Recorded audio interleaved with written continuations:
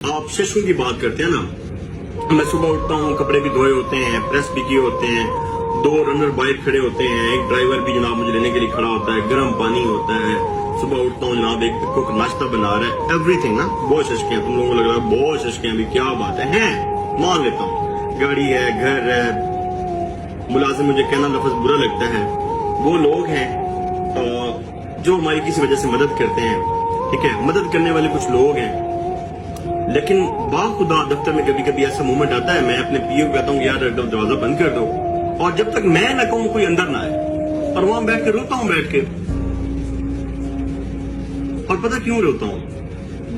بس ایک ششکے کا دل کرتا ہے، جو ششکا میرے پاس نہیں ہے. کیا دل کرتا ہے، کیا ششکا؟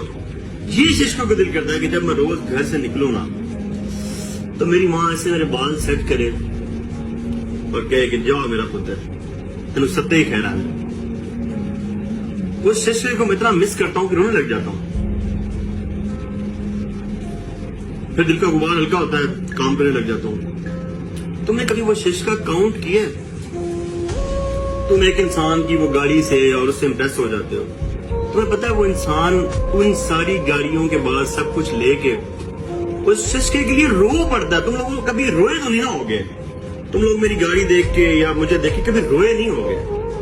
یار تم لوگوں کے پاس جو گھر میں ایک ششکا ہے نا، ماں والا، میں اس کو یاد کر کے رو پڑتا ہوں کبھی کبھی.